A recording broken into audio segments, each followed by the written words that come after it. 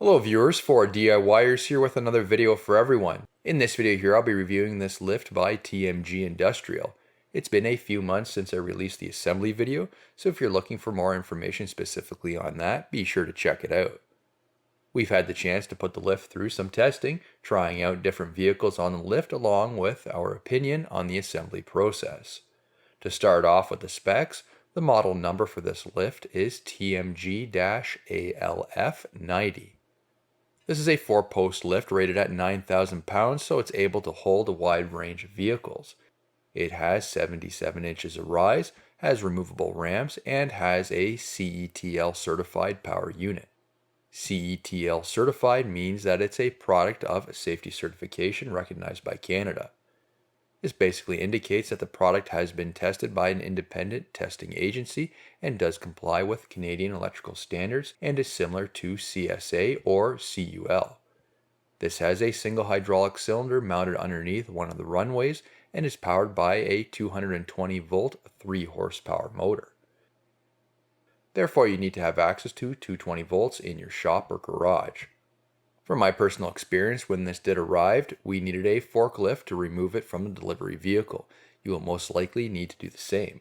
Assembly can be done with 2 people, but 3 people is recommended. We were able to hand barrel all the components into place for the most part. We did use a floor jack and an engine lift to help install the runways. Being that the wheels are supported by the vehicle, this type of lift may not be ideal if you're doing brake or suspension work all the time. However, with that being said, this lift does come with a jack tray where you're able to elevate the front or rear of the vehicle while on the lift. This lift is great for doing repairs underneath the vehicle, fluid changes, transmission removal, exhaust work, etc. Beyond being able to work on vehicles, this is also able to be used for stacking vehicles to increase your storage space. With that being said, you will need to ensure that you have the appropriate ceiling height, and this will vary based on what type of vehicle is being installed on the lift.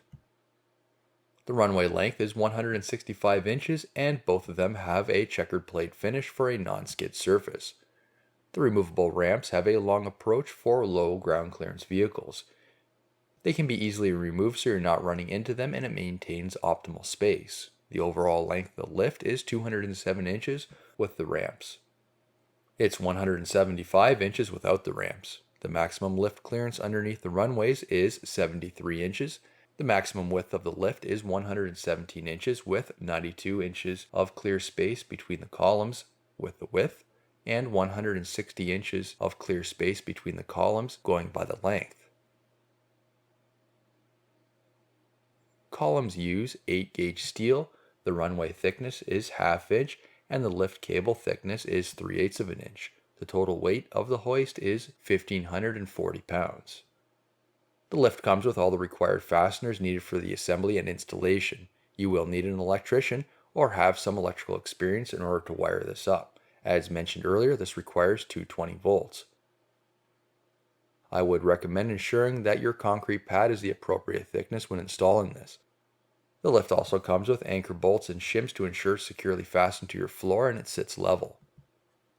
There is the option of having mobility wheels, however, they are extra. This does come with a jack pan and drip trays, so if you have a vehicle stored underneath, you don't have to worry about any fluids dripping on it. Overall, we're very happy with the quality, everything assembled quite easily. The whole lift can be assembled in a few hours. The instructions were fairly easy to follow. The only problem we ran into was the lift cables, which I did cover in the assembly video. The instructions doesn't really outline this fully, so you'll have to start from the hydraulic cylinder cable plate first, and then work your way back, routing all those cables to each of their posts. It's always a good idea to go around after the assembly, and it's been ran up and down a few times to check the bolts to ensure everything is tight and nothing has loosened up. Overall, the quality seems to be excellent. All the welds seem to be of very high quality. It's cleanly assembled and painted well to prevent any corrosion or rust, ensuring it has a long life. Without a load on the hoist, it takes about 50 seconds to come up to its maximum height.